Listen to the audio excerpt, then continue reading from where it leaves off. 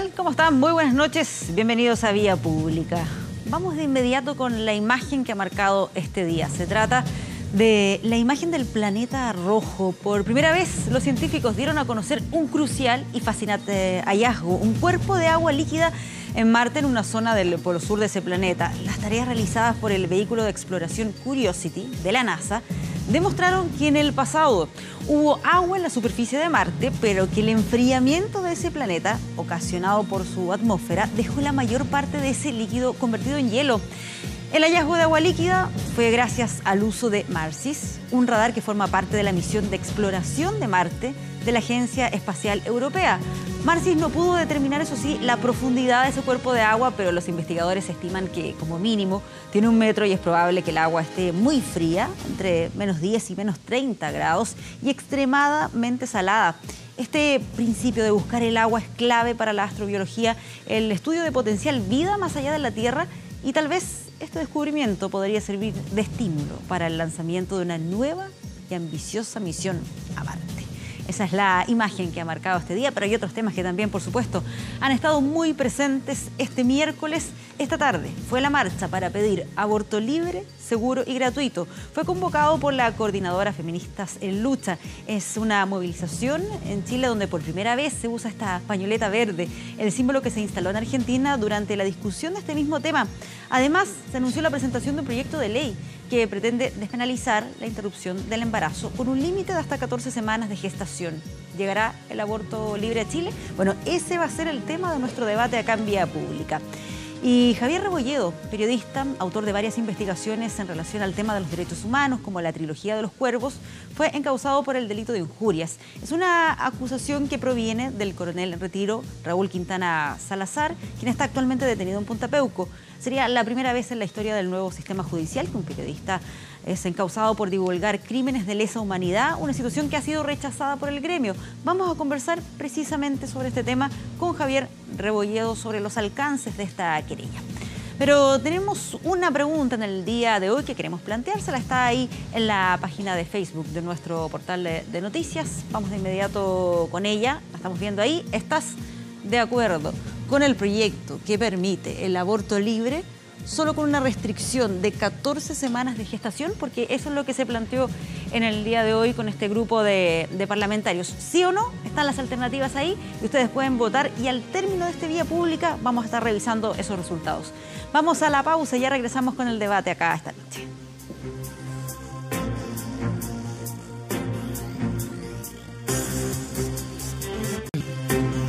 Regresamos a Vía Pública y vamos a comenzar el debate esta noche, donde vamos a conversar sobre el aborto, pero no focalizado solamente en 3 causales, sino el aborto libre, que es la principal motivación que llevó a muchas personas a marchar en el día de hoy acá, en Santiago de Chile. Es un tema que ha ido agarrando más fuerza también por la discusión que se dio en la Cámara de Diputados en Argentina, que permitió que pasara esa iniciativa al Senado, y que también en varios países ha ido tomando más fuerza el debate. Queremos conversar sobre este tema con Laura Albornoz, ex ministra del CERNAM, abogada. Laura, muchas gracias por estar aquí esta noche. Muy buenas noches, Patricia. Y también con Eduardo Durán, quien es diputado de Renovación Nacional. Eduardo, muchas gracias por acompañarnos. Gracias, Patricia, buenas noches. Quería comenzar con uno de los argumentos que entregaba hoy una de las voceras de este movimiento en la marcha que se realizó para promover esta idea del aborto libre. Decía que no se juzgue a una mujer porque se realizó o se practicó un aborto, que la sociedad entienda que no es un pecado, que es una decisión de cada una, es lo que expresó Angie Mendoza, una de las voceras del movimiento. ¿Qué le parece, diputado? Bueno, las razones que expuso esta dama en su argumentación son personales, sin duda. Lo que tenemos que dejar en claro que un aborto, para quien quiera entenderlo con todas sus letras, es la pena de muerte a un niño que está por nacer. Y es el sufrimiento más horroroso, ¿cierto?, bajo tortura para un feto, como se quiere llamar también, a un ser humano que está en gestación. Laura, ¿qué le parecen los argumentos que expresa el diputado? Me parece, más que comentar los argumentos del diputado, con los cuales por supuesto que no concuerdo, nadie está a favor del aborto, nosotros no queremos aborto, pero la realidad es que la penalización del aborto en Chile y en otras legislaciones ha traído aparejado un aumento de la prevalencia de este problema. En Chile, según estimaciones del Ministerio de Salud, se realizan 90 abortos al día, 33.000 al año, y de esa cifra solo un 3% está cubierta por la actual ley de despenalización en 3 causales o de interrupción del embarazo en 3 causales, solo un 3%. Hay muchas otras circunstancias penosas, gravosas, en las cuales justamente no hay respuesta y se realizan en realidad los abortos. Lo que sucede es que se hacen en condiciones inseguras, en condiciones además penalizadas, que es necesario, respecto de la cual es necesario pronunciarse. Generan además costos hospitalarios, ya sea en las personas que ingresan por complicaciones del aborto realizado de manera clandestina, que son importantes de tomar en cuenta a la hora de analizarlo desde el punto de vista de salud pública. Sí, interesante ese punto también, diputado, desde la perspectiva que, de acuerdo a esas cifras que entrega Laura, el aborto en cierta medida sería una realidad en nuestro país, independiente de que no esté permitido por nuestra normativa. Sin duda no podemos cerrarnos los ojos ni taparnos la vista respecto de que es una realidad que existe en nuestro país. Sin embargo, que exista esta realidad no significa que debamos promoverla despenalizando el aborto en sí.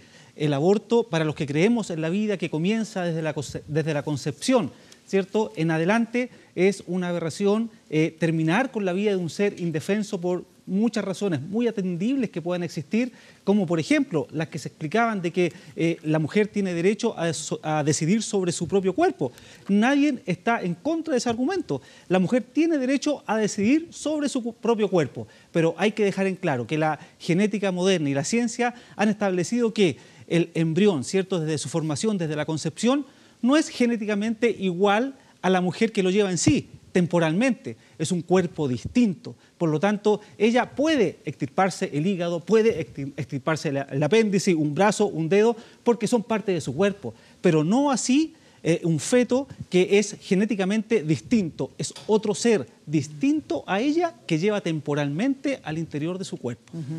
Es un cuerpo distinto, dice, a la mujer, dando ese argumento, Laura. A mí me parece que la discusión, o repetir la discusión que ya se dio respecto de la ley que todavía no cumple ni un año, la cumple el 27 de agosto, y volver a argumentar a favor o en contra, esta utilización algo mañosa de quienes están a favor o en contra de la vida, me parece a mí que tergiversa un poco el propósito de lo que estamos analizando hoy día. Y lo que se está analizando, y lo que yo entiendo y respeto de la diversidad de feminismo y de postura de las mujeres, que somos, por cierto, diversas, es que existe hoy día una preocupación porque en muchos países del mundo, de América Latina también, lo que está pasando en Argentina, el mantención de sistemas tan restrictivos legales para sancionar y, en definitiva, despenalizar el aborto, hace que, en definitiva, nos tapemos los ojos con las manos, toda vez que la realidad concreta es que en Chile se practican abortos. La realidad concreta es que en Chile se practican abortos en cifras cercanas a los 90 al día, según el Ministerio de Salud.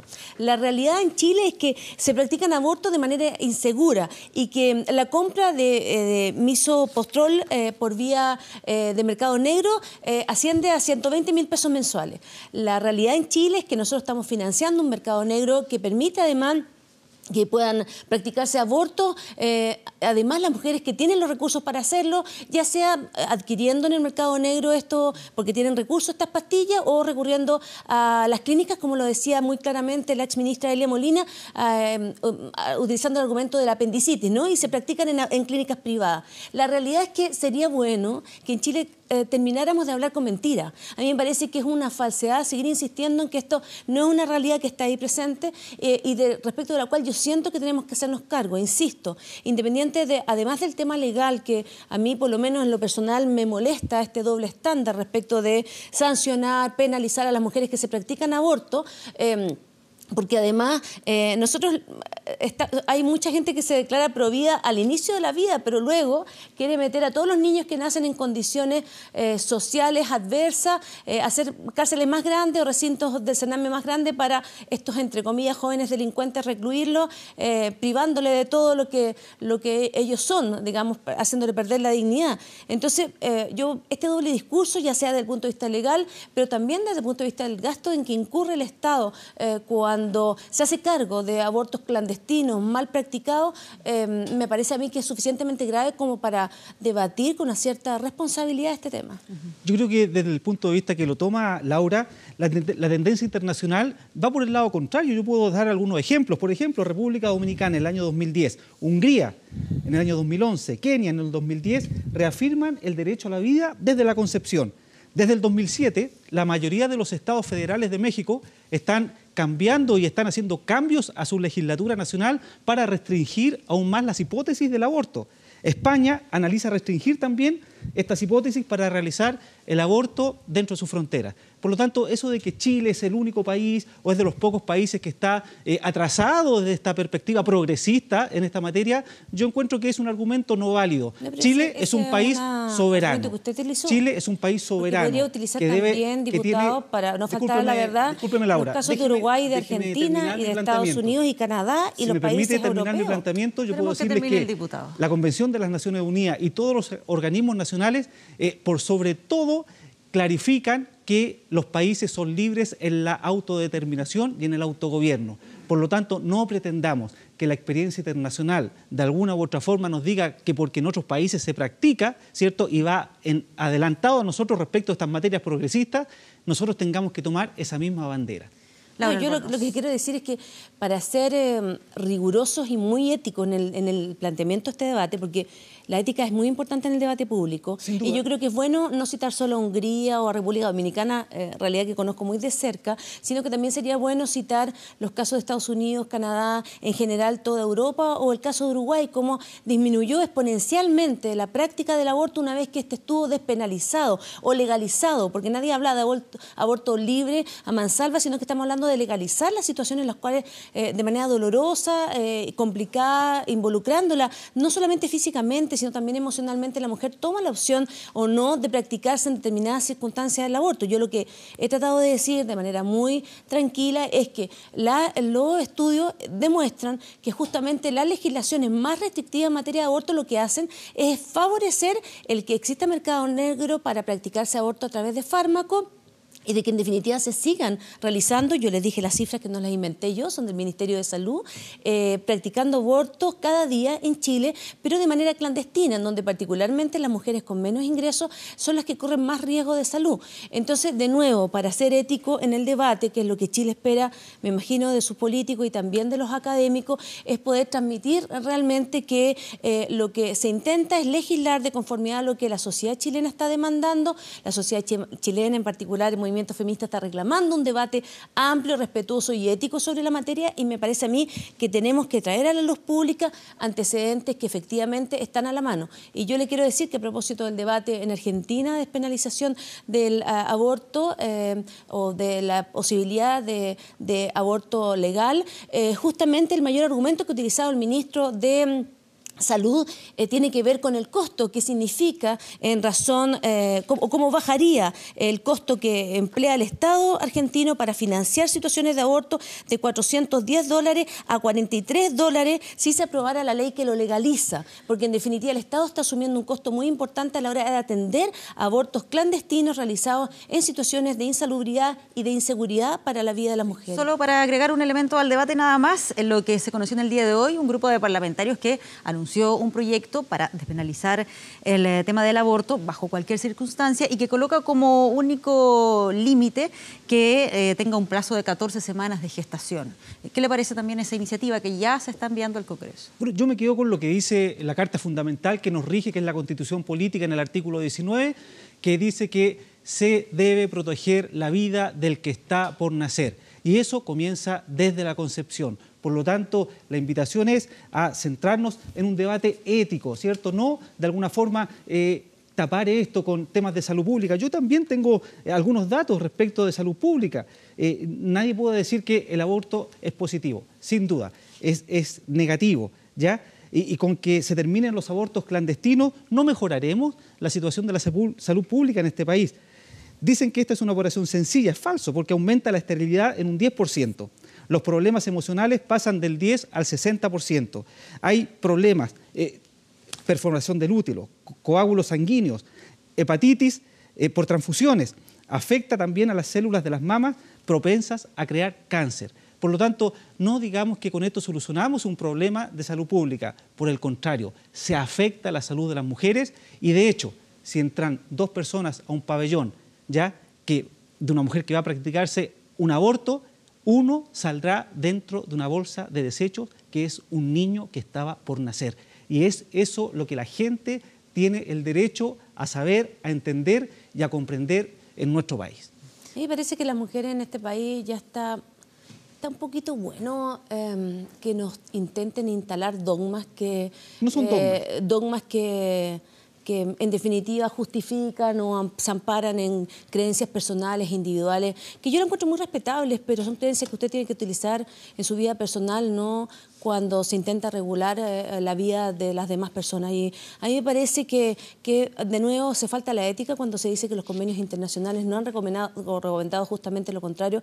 La Convención para la Eliminación de todas las formas de la discriminación contra la mujer, la CEDAW, como los diferentes tratados de derechos humanos en el mundo, han recomendado justamente el poder eliminar todas estas legislaciones restrictivas que lo que hacen, insisto, es propiciar que el aborto exista. O sea, todo lo que usted ha señalado como un hecho que perjudica la salud de la mujer se produce justamente en nuestro país porque la legislación restrictiva permite que se haga o facilita o promueve o que se realicen abortos de manera clandestina. Entonces, a mí lo que me pasa es que yo siento que, por una parte, si se ve afectada la seguridad, la integridad física de las mujeres que se practican abortos de manera clandestina, lo lógico sería esperar que el Parlamento chileno pudiera debatir con altura de mira la necesidad de adoptar todas aquellas medidas que impidan que aquello suceda. A mí me llama la atención, insisto, como todos los debates vinculados, fíjese que acaban de apuñalar a 3 mujeres en la marcha feminista, y esos fanáticos que las apuñalaron, son fanáticos que piensan con dogmas en la cabeza y que nos quieren hacer pensar a las mujeres que por defender el derecho a decidir o a opinar o a debatir sobre los derechos de las mujeres, ellos tienen la propiedad sobre nosotras e intentan acallarnos con cuchilladas. A mí lo que quiero transmitirles justamente esta noche es que ningún intento de ese tipo va a callar las voces de las mujeres. No ha ocurrido a lo largo de la historia y no va a pasar ahora. Chile se debe o necesita que todos los debates se den. En democracia todos los debates pueden ser abiertos y a mí me parece que lo necesario justamente es plantearlo con altura de mira y con respeto y fidelidad los datos que están a mano de quien quiera proporcionárselos. Sí, ese es un hecho que todavía está en investigación, pero recogiendo lo que plantea en el fondo Laura, ¿qué tan violento se empieza a poner este tema, este debate? A diferencia de otros temas que también valóricos que se han discutido, ¿hay acá un escenario, un ambiente distinto que se da? Yo quiero reparar primero en las palabras de Laura de que existe una falta de ética posiblemente en los argumentos que nosotros tenemos para defender nuestra postura. Personeros del mismo partido de ella, parlamentarios del mismo partido de ella, no están de acuerdo con el aborto en esta situación, aborto libre, seguro, como se quiere transmitir. Y los tratados internacionales para rebatir lo que dice Laura, en ninguna parte, en ningún momento, haciendo alusión a los derechos de la mujer, que por cierto, muy ganados los tienen en muchas cosas. Muchas gracias. Privacidad, integridad física, derecho a la vida, libertad, no discriminación, los cuales yo comparto también, pero ninguno de ellos es vinculante a que se promueva el aborto. Hay ejemplos claros, las declaraciones del Cairo en 1994, la de Beijing en 1995. Ninguno de estos documentos tiene rango primero de tratado internacional. Por lo tanto, no son una fuente... La Convención para la Eliminación de todas las formas de discriminación permíteme, Laura, por favor. Por Chile. No son una fuente del derecho de los países miembros. ¿Ya? Y en ambas se declara todo lo contrario, que el aborto jamás debe ser promovido como método de planificación familiar. También la decisión de legalizar el aborto le compete exclusivamente a las naciones y no es vinculante. Por eso, las naciones, este país tiene que plantearse la necesidad de este debate, tiene que hacerlo con respeto, con altura de mira, y nosotros en este debate, las mujeres, no, pero si nadie está planteando, las mujeres ya salieron a marchar, y en la marcha libre, democrática, aparecieron sujetos a apuñalarlas. Todavía no conocemos la... Bueno, pero eso sucede. Y tampoco queremos recibir puñales argumentativos, no queremos recibir puñales a través del absoluto poder que se tiene en el Parlamento, no queremos seguir recibiendo puñales. No queremos... eligió a los diputados, a los senadores para establecer... Por supuesto, pero por lo mismo queremos que cuando se plantee el debate respecto a la despenalización se puedan utilizar argumentos como estos. Mi argumento en este caso tiene que ver con razones de salud pública, tiene que ver con razones de carácter legislativo y yo creo, insisto, las cifras están a la vista y no es admisible que en el año en que nosotros nos encontramos vengan a imponernos dogmas o esta estructura patriarcal que históricamente le ha negado derechos a la mujer. Esto es histórico. Yo tengo una larga experiencia como exministra de Estado. Recién obtuvimos el derecho a tener leyes de cuota en nuestro país. Parece que anteayer se eliminó el derecho a que el hombre que se casaba con una mujer violada podía eximirse de responsabilidad penal. Todavía tenemos el régimen de sociedad conyugal en virtud del cual solo el marido es quien administra los bienes. La verdad que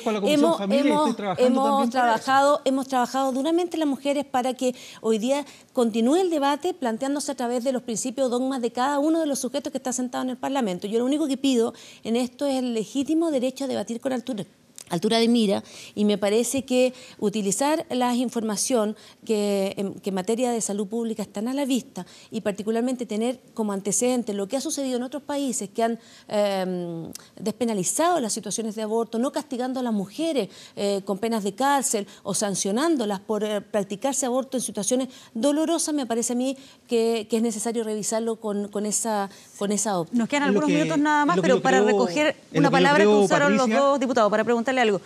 Cuando se habla de imposición, lo digo porque los dos mencionaron ese concepto, ¿no hay una imposición cuando se impide que la mujer pueda decidir libremente sobre el tema del aborto? Patricia, aquí estamos sobre algo más fundamental que el derecho de la mujer, al cual yo le encuentro, ¿cierto? Y comparto con Laura los avances y las ganancias que han tenido las mujeres en todos los espacios de nuestra sociedad, y como miembro de la Comisión Familia también estoy trabajando, aportando en el proyecto de la no violencia contra la mujer. Por lo tanto, aquí lo que yo estoy tratando de decirle a la gente y transmitirle lo que no debemos perder, que es el valor del derecho a la vida. Y esa tenemos que ser irrestrictos en su defensa desde la concepción, desde donde se forma el ser humano, ¿cierto?, con un ADN distinto al de la mujer, por lo tanto no forma parte de su cuerpo, aunque lo lleva temporalmente. Debemos ser cautelosos y celosos en su defensa. Yo creo que la teoría de que para las terminar, mujeres prestan el cuerpo son un envase ya está pasada. No estoy diciendo eso. Le invitaría a los parlamentarios a renovar su discurso y a estudiar. Se hable con buenas palabras y no se transformen en falacias para desvirtuar el argumento. Que les permitan... Yo les invito a estudiar. Sinceramente, los invito a los parlamentarios a estudiar con detenimiento las cifras que existen en materia de salud pública, lo invito a estudiar el derecho y lo invito a debatir con altura de miras. No queremos, Patricia, me imagino que usted no quiere, mi nombre es Laura, me imagino que usted no quiere que yo piense como usted, yo creo que usted lo que quiere como parlamentario es que Chile debata sobre un tema tan importante como el que han planteado Laura, el movimiento feminista. Palabras atrás, desmereciste de alguna forma el valor, ¿cierto?, y la autoridad que tienen los parlamentarios para decidir estas materias en el Congreso. No, ¿cómo podría hacerlo? Soy una mujer de derecho, está en la Constitución política de la espero facultad. que no voten ni actúen de acuerdo a sus pensamientos personales, de acuerdo a sus dogmas, las palabras que ellos son.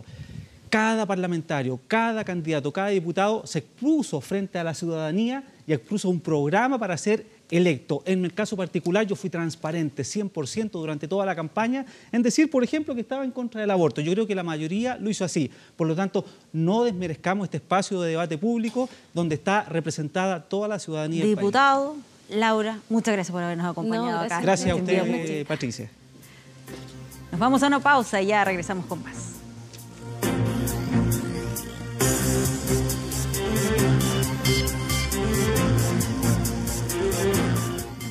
Los ojos. Estamos junto a Javier Rebolledo, quien es periodista, investigador, autor de varios libros que tratan los temas de derechos humanos, varias investigaciones que ha desarrollado, pero que ahora está enfrentando un proceso judicial, específicamente una querella por injurias graves con publicidad presentada por Carolina Paz Quintana, quien es hija de un teniente coronel en retiro, quien está detenido en Punta Peuco. Y queremos conocer su versión sobre lo que está pasando. Javier, muchas gracias por acompañarnos aquí esta noche. Muchas gracias por la invitación. Me gustaría que primero contextualizáramos esto. Tiene que ver con un libro puntual que es Camaleón, doble vida de un agente comunista. ¿De qué se trata este libro y cuál es ese aspecto específico que es el que está siendo cuestionado en este momento?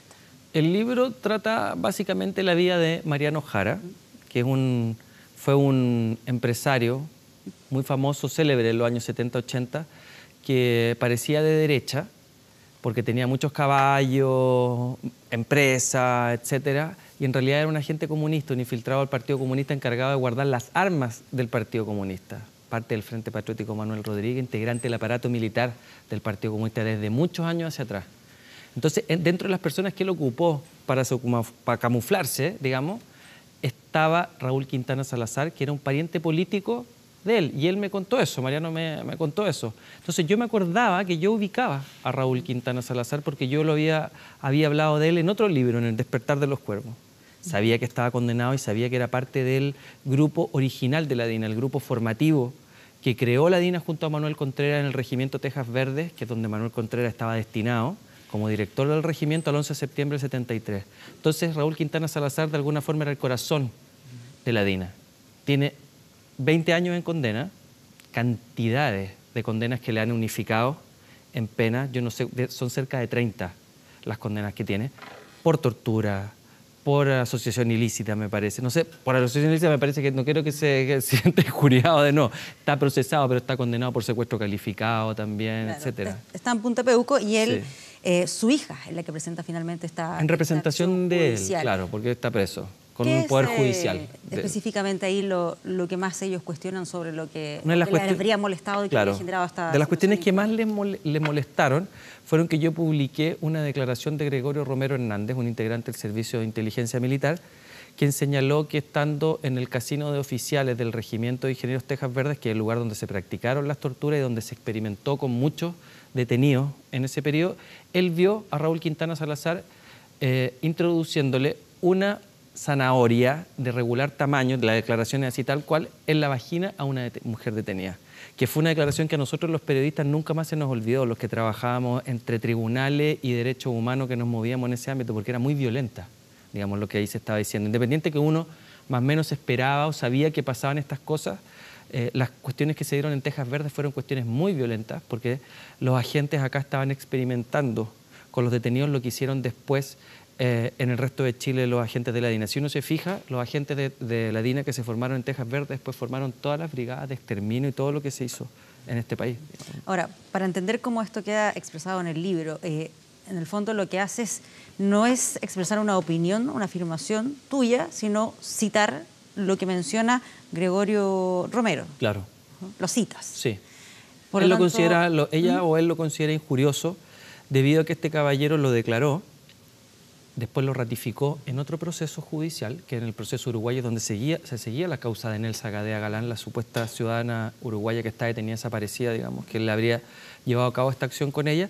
Y después, posteriormente, en un careo con Quintana Salazar es teniente coronel de ejército, este caballero es suboficial, Romero se desdijo parcialmente de sus dichos. Dijo como, no, yo en realidad escuché eso, nomás solamente que usted había hecho eso. Pero yo te podría decir que yo no he visto 20, 30, 40, 50 probablemente declaraciones de gente que han confesado delito y después los abogados se ponen de acuerdo y se desdicen de las cuestiones que dijeron judicialmente. ¿Por qué? Porque les significa a ellos enfrentar pena de cárcel. Como por ejemplo, si Gregorio Romero dice yo lo vi, eso no es un testigo, ahí pasa a ser cómplice probablemente, y eso puede significar también pena de cárcel. Entonces yo también dudo de que él se retracte y de que cuando muchos agentes se retractan de sus dichos. Ahora, para entender también lo que es el proceso judicial, uno por lógica podría pensar que entonces esta querella por injuria se debería haber dirigido primero a Gregorio Romero. ¿Existió un proceso de esas características o esto apuntó directamente? Yo creo que Gregorio Romero debe estar preso, pero por los mismos delitos, digamos, que Quintana Salazar, porque están condenados. Todo este grupo de personas pertenecen al mismo grupo de agentes de la DINA o de integrantes del Servicio de Inteligencia Militar. Entonces, yo no sé, no creo. Yo sé que se hizo una querella en contra de Mariano Jara, el personaje principal de Camaleón, que es donde están los dichos, donde aparecen los dichos, y la querella no prosperó. Igual que mi querella no prosperó, ellos apelaron, igual que en mi querella contra la Mariano, pero la Corte de Apelaciones no le acogió la apelación. En cambio, en mi caso, la tercera sala de la Corte de Apelaciones sí acogió la apelación. Y eso es lo que me parece grave. ¿Qué es lo que te parece más grave? El hecho de que exista una persona que considere que esto es una injuria, o el hecho de que finalmente la Corte de Apelaciones haya considerado que sí, que efectivamente aquí existiría la posibilidad de esa situación. O sea, que él considere que es víctima de injuria me parece un descriterio, digamos, y lo atribuyo a que la gente que participó de este tipo de cuestiones tiene un sistema valórico que es distinto al mío. Entonces puedo llegar a comprender sin compartir que él presente esta acción judicial. O sea, considerando que tenemos una normativa también que permite que se Claro, presente una digamos, querella tiene el de este derecho tipo. además de hacerlo. Lo que me parece preocupante es que después de un fallo de 3 páginas del Tribunal de Origen donde va al fondo y explica por qué no existe ni potencialmente el delito de injuria, de pronto la Corte de Apelaciones revoque todo, ni siquiera dando un argumento, sino que si en 5 palabras diga que creemos que sí podría existir el delito de injuria, y eso me tiene a mí con la posibilidad de enfrentar una pena efectiva de cárcel en tribunales. Sí, que de todas maneras es además, estaba revisando información previa, es algo que sería inédito, por lo menos desde el nuevo sistema procesal. ¿Cómo lo estás interpretando también esta situación?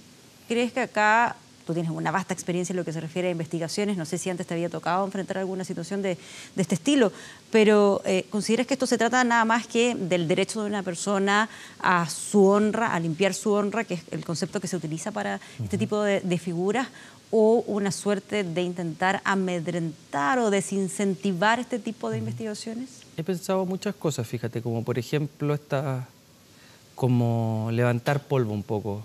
Como cuando tú aleonas a un grupo de personas, como por ejemplo dejándolos salir en las circunstancias que están sucediendo ahora con este tipo de delitos, creo que se genera eso y creo que hay ciertas personas que eso les puede acomodar, digamos que se arme una batahola por lo menos en torno a eso y que no, por decirlo en algún término, que no se sigan pudriendo en la cárcel, sino que se hable por lo menos, a ver si pasa algo. Creo que puede ir por un lado por eso. Por otro lado, creo que hay un pésimo precedente para la prensa, para ti, para mí, digamos, para nuestros colegas, como periodista, el hecho de que podamos enfrentar penas de cárcel en circunstancias que en otros países esto se ha derogado y ha pasado al sistema civil, porque justamente se entiende que el poder, digamos, fiscalizador, que es la prensa, no puede estar sujeto a esto porque finalmente lo amedrenta y amedrenta a la ciudadanía, digamos, la posibilidad de denunciar. Y eso es lo que me parece más grave. Yo supe bajo cuerdas, que la parte querellante lo que quiere es que yo me disculpe, digamos que se conformarían con las disculpas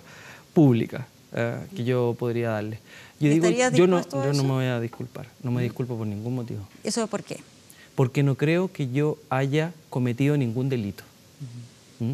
¿Hay algo que hubieses hecho distinto a la hora de publicar ese texto? No. ¿La habrías dejado tal como está expresado? Tal cual ahí? como está expresado, sí.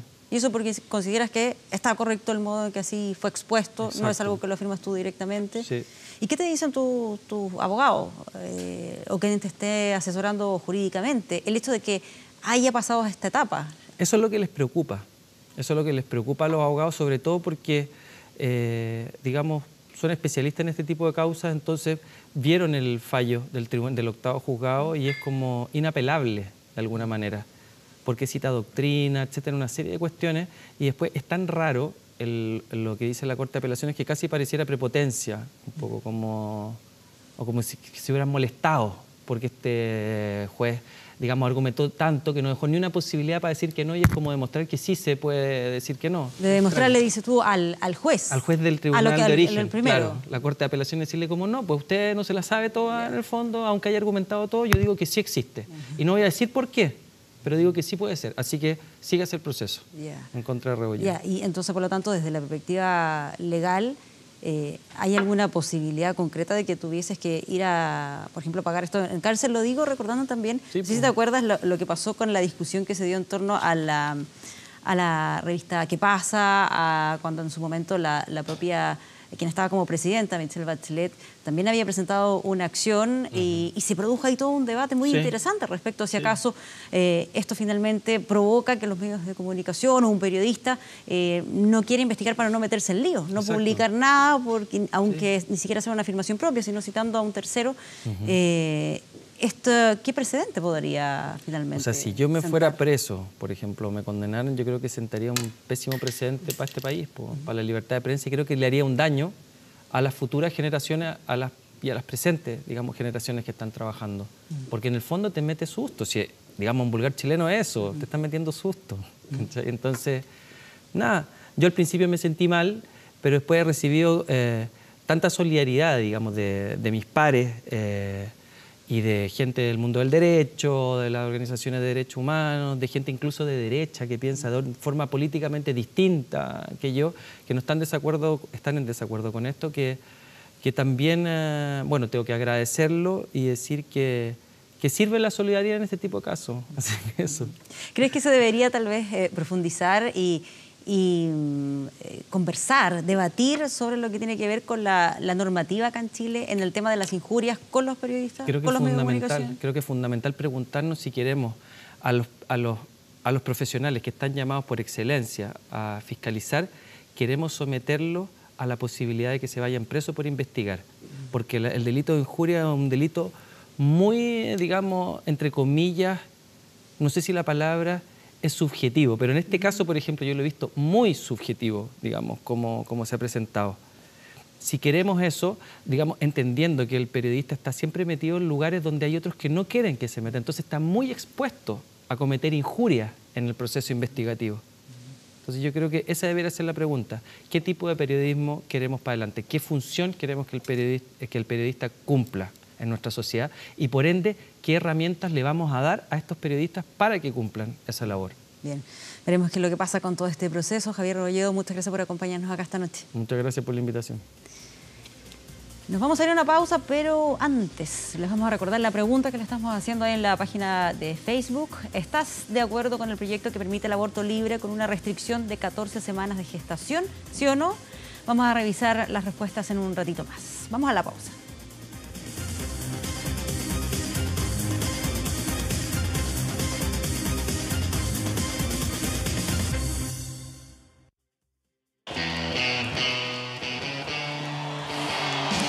Regresamos a Vía Pública. Vamos de inmediato a revisar los resultados de la encuesta que les estábamos formulando en el día de hoy, ahí en la página de Facebook de 24horas.cl. ¿Estás de acuerdo con este proyecto que permitiría el aborto libre solo con una restricción de 14 semanas de gestación? Sí, un 40%.